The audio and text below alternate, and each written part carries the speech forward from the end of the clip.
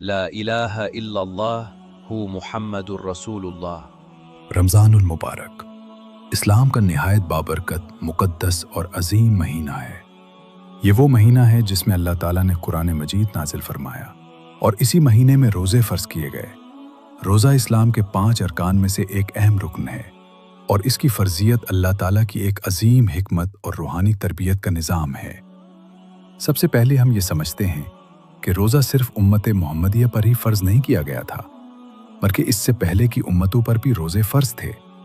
قرآن مجید میں اللہ تعالیٰ فرماتے ہیں، اے ایمان والو، تم پر روزے فرض کیے گئے جیسے تم سے پہلے لوگوں پر فرض کیے گئے تھے، تاکہ تم متقی بن جاؤ۔ اس آیت سے واضح ہوتا ہے کہ روزہ ایک قدیم عبادت ہے۔ حضرت آدم علیہ السلام سے لے کر مختلف انبیاء کی امتوں میں کسی نہ کسی شکل میں روزہ موجود تھا۔ حضرت موسیٰ علیہ السلام کی امت بھی روزے رکھتی تھی اور حضرت عیسیٰ علیہ السلام کے ماننے والوں میں بھی روزے کا تصور موجود تھا۔ لیکن رمضان کے مکمل اور منظم روزے صرف آخری نبی کی امت کو عطا کیے گئے، جو اللہ کی خاص رحمت اور فضیلت ہے۔ اب سوال یہ پیدا ہوتا ہے کہ روزے کب فرض ہوئے؟ روزے ہجرت کے بعد دوسرے ہجری سال میں فرض کیے گئے، جب نبی کریم صلی اللہ علیہ وسلم مکہ مکرمہ سے مدینہ منورہ تشریف لے گئے۔ مکہ کے زمانے میں مسلمانوں پر بہت ظلم و ستم تھا، وہ کمزور تھے اور ایمان کی بنیادی تربیت دی جا رہی تھی۔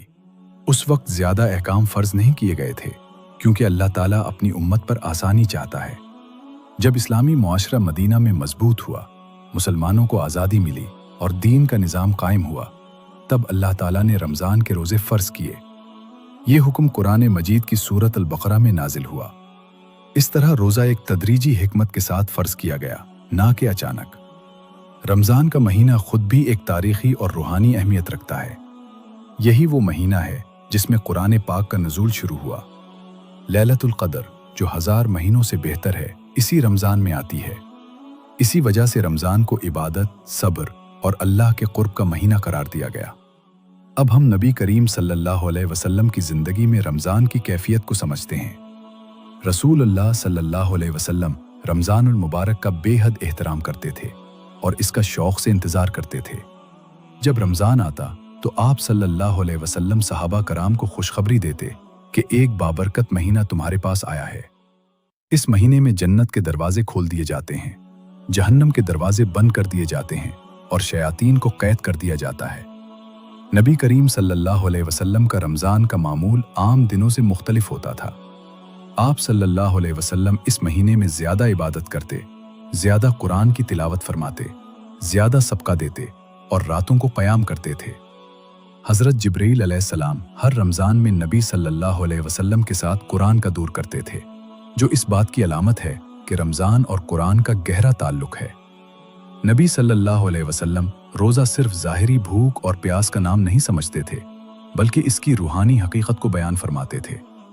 آپ صلی اللہ علیہ وسلم نے فرمایا کہ جو شخص جھوٹ، غیبت اور برے اعمال نہیں چھوڑتا، اللہ کو اس کے بھوکا پیاسا رہنے کی کوئی ضرورت نہیں۔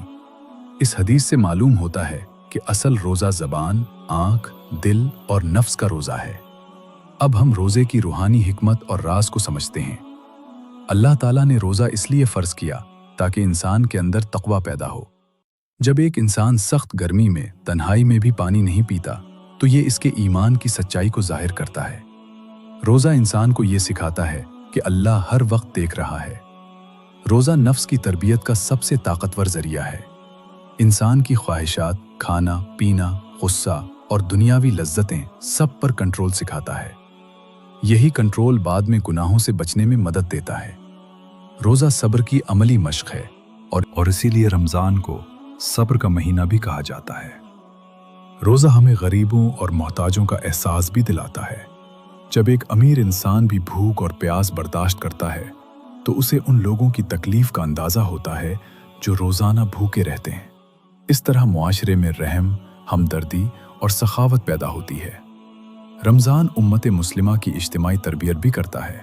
سحری ایک وقت پر، افطار ایک وقت پر، تراویح با جماعت، یہ سب امت میں نظم، اتحاد اور عبادت کا ماحول پیدا کرتے ہیں۔ یہ مہینہ انسان کی روح کو پاک کرتا ہے، دل کو نرم کرتا ہے اور اللہ کے قریب لے جاتا ہے۔ حدیث قدسی میں اللہ تعالیٰ فرماتا ہے، रोज़ा मेरे लिए है और मैं ही उसका बदला दूंगा। ये जुमला रोज़े की अज़मत को ज़ाहिर करता है, क्योंकि दूसरी इबादत का अजर मुतय्यन है, लेकिन रोज़े का अजर अल्लाह खुद अता फरमाता है। आखिर में हम ये समझते हैं कि रमज़ान और रोज़ा अल्लाह की एक अजीम नेमत है। ये सिर्फ एक इबादत नहीं, बल्कि एक मुकम्मल रूहानी तरबियत का निज़ाम है, जो इंसान को गुनाहों से पाक करता है, दिल को जिंदा करता है और अल्लाह के करीब ले जाता है। नबी करीम सल्लल्लाहु अलैहि वसल्लम की ज़िंदगी हमें ये सिखाती है कि रमज़ान सिर्फ भूख का महीना नहीं, बल्कि इबादत, कुरान, सब्र और रहमत का महीना है। अल्लाह ताला ने रमज़ान को हमारी इस्लाह, मग़फ़िरत और नजात का ज़रिया बनाया है। अगर हम सच्चे दिल से रोज़ा रखें, गुनाहों से बचें और अल्लाह की तरफ रुजू करें, तो यही रमज़ान हमारी ज़िंदगी बदल सकता है, हमारे दिल को नूर से भर सकता है और हमें जन्नत के करीब कर सकता है। अल्लाह हमें रमज़ान की कदर करने, सही रोज़े रखने और नबी करीम सल्लल्लाहु अलैहि वसल्लम की सुन्नत के मुताबिक ज़िंदगी गुजारने की तौफ़ीक़ अता फ़रमाए। आमीन।